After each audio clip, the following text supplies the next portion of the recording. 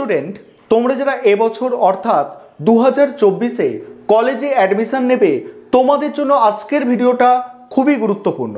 আজকের ভিডিওয় দুটি গুরুত্বপূর্ণ বিষয় নিয়ে আলোচনা করব। প্রভিশনাল মেরিট লিস্ট এবং ফাইনাল মেরিট লিস্ট কি, এগুলো কিভাবে প্রকাশিত হয়, এই নিয়ে বিস্তারিত আলোচনা করব। আজকের ভিডিওটা প্রথম থেকে শেষ পর্যন্ত তোমরা দেখতে থাকো এবং কতগুলি মেরিট লিস্ট তোমাদের টোটাল প্রকাশিত হয় সেটা নিয়েও আলোচনা করব। তার আগে বলে রাখি, তোমাদের অ্যাডমিশন প্রসেস এই সপ্তাহ থেকেই শুরু হয়ে যেতে পারে, বা তোমাদের অ্যাডমিশন প্রসেস যদি নাও শুরু হয় এই সপ্তাহ থেকে, অবশ্যই ওয়েস্ট বেঙ্গলের হায়ার এডুকেশন ডিপার্টমেন্ট থেকে গত বছরের মতো নোটিশ জারি করে জানিয়ে দেওয়া হবে তোমাদের অ্যাডমিশন প্রসেস অর্থাৎ ফর্ম ফিল আপের প্রক্রিয়া কবে থেকে শুরু হতে পারে এবং এমনকি কবে থেকে তোমাদের কলেজ শুরু হতে পারে।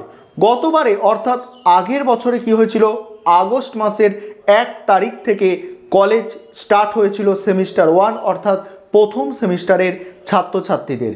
আরেকটা বিষয় তোমাদের বলি, তোমরা ইতিমধ্যে সকলেই জেনে গেছো বা আমিও বলেছি যে তোমাদের এবছর ভর্তির প্রক্রিয়া কিন্তু ব্যাপক পরিবর্তন এসেছে। অর্থাৎ তোমাদের ভর্তির জন্য অ্যাডমিশন প্রক্রিয়ার জন্য একটা সেন্ট্রালাইজ ওয়েবসাইট তৈরি করা হয়েছে পশ্চিমবঙ্গে, অর্থাৎ একই ওয়েবসাইটের মাধ্যমে পশ্চিমবঙ্গের সমস্ত কলেজের ছাত্রছাত্রীরা যাতে ফর্মটা ফিল আপ করতে পারে, আর তার কাজ চলছে এবং সেই কারণেই অ্যাডমিশন প্রসেস অর্থাৎ ভর্তি প্রক্রিয়া একটু লেট হচ্ছে। তবে খুব তাড়াতাড়ি অ্যাডমিশন প্রক্রিয়া শুরু হয়ে যেতে চলেছে। ইতিমধ্যে যেসব স্বশাসিত কলেজ আছে, যেমন কয়েকটা নাম বলছি, saint Paul's college, saint Xavier's college, Medinipur college, এই সব কলেজে অ্যাডমিশন প্রসেস অলরেডি শুরু হয়ে গিয়েছে এবং তোমরা সঙ্গে থাকো, চ্যানেল সাবস্ক্রাইব করে রাখো।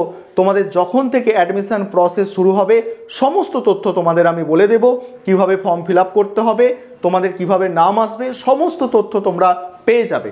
এখানে দুটো গুরুত্বপূর্ণ বিষয় জেনে রাখো। দেখো, প্রভিশনাল মেরিট লিস্ট আর ফাইনাল মেরিট লিস্ট, দেখো বিষয়টাকে খুব ভালো করে তোমরা বোঝো। ধরো তোমরা একটা কলেজ, একটা কলেজ, ভালো করে বিষয়টা বুঝবে, একটা কলেজ তোমরা ফর্ম ফিল আপ করেছো, এই কলেজে তোমরা ফর্ম ফিল আপ করেছো। সেক্ষেত্রে ধরে নাও তোমরা কোনো একটা, দুটোই বলবো আমি, অনার্স এবং পাস কোর্স সবার জন্যই বলবো, ধরে নাও কোনো একটা সাবজেক্টে তোমরা অনার্স নিতে চাইছো। একটা কলেজে অনার্সের সিট থাকে 50 বা 60টা, 50টা বা 60টা অনার্সের সিট থাকে। ভালো কলেজ হলে এই অনার্সের 50-60টা সিটের জন্য প্রায় 2000 ছাত্রছাত্রী ফর্ম ফিল আপ করে। বিষয়টা প্রথম থেকে বোঝো। একটা কলেজ, সেখানে অনার্সের জন্য যে কোনো সাবজেক্ট, সেটা আর্টসের হতে পারে, কমার্সের কোনো সাবজেক্ট হতে পারে, সায়েন্সের কোনো সাবজেক্ট হতে পারে, 50-60টা সিট থাকলে সেখানে ফর্ম ফিল আপ করেছে ধরো কত, 2000 জন ফর্ম ফিল আপ করে দিয়েছে। সেই 50-60টা সিটের জন্য 2000 জন ফর্ম ফিল আপ করে দিয়েছে। এবারে বিষয়টাকে ভালো করে বোঝার চেষ্টা করো। এই যে 2000 জন ফর্ম ফিল আপ করলো, এই 50-60টা সিটের জন্য 2000 জন যে ফর্ম ফিল আপ করলো, সেই সকলের নাম থাকবে কিসে, প্রভিশনাল মেরিট লিস্টে প্রত্যেকের নাম থাকবে। তবে সেখানে র্যাঙ্ক অনুযায়ী নাম থাকবে। যাদের নম্বর সর্বোচ্চ তাদের নাম একদম উপরে থাকবে এবং তারপরে নম্বর অনুযায়ী কিন্তু র্যাঙ্কটা তৈরি হবে। অর্থাৎ এই যে 50 বা 60টা সিটের জন্য 2000 জন ফর্ম ফিল আপ করলো, এদের পুরো পরপর নম্বর অনুযায়ী কিন্তু সাজিয়ে দেওয়া হবে কার পজিশন কেমন আছে। এটা করা হলো। অর্থাৎ তোমরা প্রভিশনাল মেরিট লিস্ট বুঝতে পারলে যে নম্বর অনুযায়ী যারা ফর্ম ফিল আপ করেছিল তাদের সাজিয়ে দেওয়া হলো র্যাঙ্কটা। তারপরে এই 2000 জনের নাম চলে এলো প্রভিশনাল মেরিট লিস্টে, অর্থাৎ যারা ফর্ম ফিল আপ করেছে প্রত্যেকের। এবার এখান থেকে এই প্রভিশনাল মেরিট লিস্ট থেকে সব থেকে যারা বেশি নম্বর পেয়েছে তাদের বেছে নিয়ে তৈরি হবে ফাইনাল মেরিট লিস্ট। অর্থাৎ এখানে যদি 50টা সিট থাকে কলেজে বা 60টা সিট থাকে, এখানে ফাইনাল মেরিট লিস্টে সেই 50 জন বা 60 জনের নাম থাকবে এই 2000 জনের মধ্যে থেকে। অর্থাৎ 2000 জনের মধ্যে যাদের নাম একদম টপে আছে প্রভিশনাল মেরিট লিস্টে, সর্বোচ্চ নম্বর পাওয়া ছাত্রছাত্রী, তাদেরই নাম আসবে ফাইনাল মেরিট লিস্টে।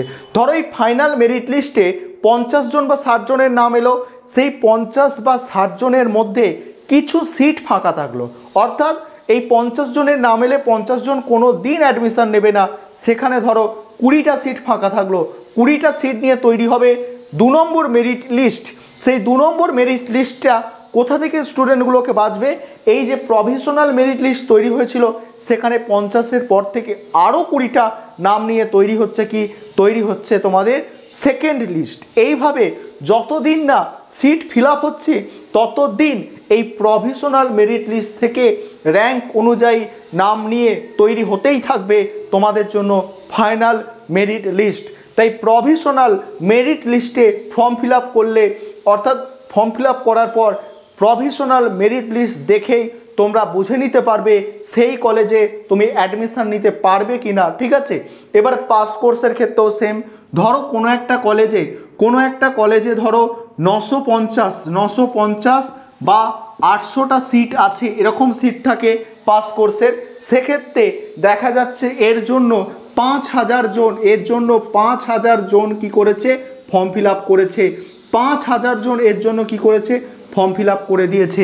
তবে এই 850 বা 800 বা 950টা সিটে এতজনকে তো অ্যাডমিশান করানো সম্ভব নয়। ঠিক একইভাবে ফর্ম ফিল আপের পরে তৈরি হবে প্রভিশনাল লিস্ট, যেখানে এই 5000 জন ছাত্রছাত্রীর নাম থাকবে, তবে তাদের নামটা র্যাঙ্ক অনুযায়ী থাকবে এবং সেই প্রভিশনাল মেরিট লিস্ট থেকে পরবর্তীকালে ফাইনাল মেরিট লিস্ট তৈরি হবে। প্রথম থেকে যাদের মেধা তালিকায় প্রথমে নাম আছে তাদের নাম নিয়েই তৈরি হবে ফাইনাল মেরিট লিস্ট। এটাই ছিল আজকে আলোচনার বিষয়বস্তু। ফর্ম ফিল আপের আগে তোমাদের জন্য এই ভিডিওটা খুবই গুরুত্বপূর্ণ।